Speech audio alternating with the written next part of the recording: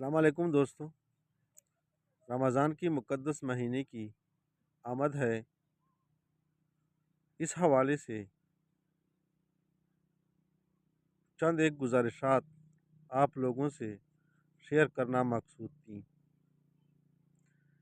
جیسا کہ آپ سب لوگوں کو معلوم ہے کہ رمضان کا مہینہ نیکی، ہمدردی اور بھلائی کا مہینہ ہے، لیکن اس مہینے کو ہم نے بجائے ثواب کے کمائی کا ذریعہ بنایا ہے۔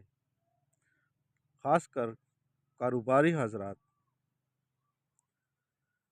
ذخیرہ اندوزی کر کے اور اشیائے خورد و نوش کا مصنوعی بحران پیدا کر کے غریب عوام کا استحصال شروع کر دیتے ہیں۔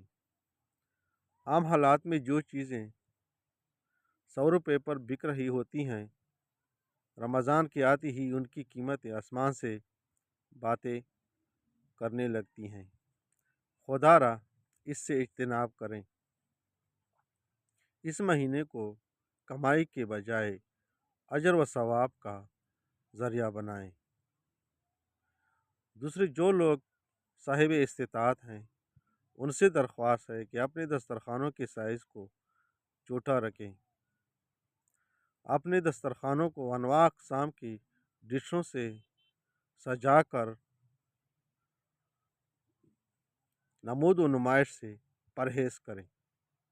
بہتر یہ ہوگا کہ اب اس کی بجائے اپنے پڑوسیوں کے دسترخوانوں پر نظر رکھیں اور افطار کی خوشیوں میں غریب پڑوسیوں کو بھی شامل کریں۔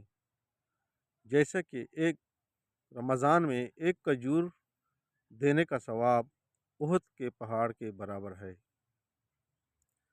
اس کے علاوہ یہ مسئلہ ہمارے پختون بیلٹ میں ہے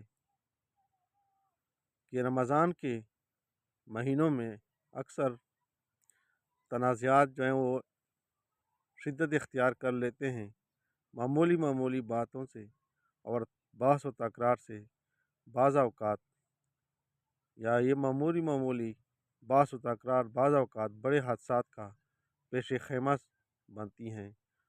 لہٰذا رمضان کے دنوں میں کم از کم ان سے اجتناب برتیں۔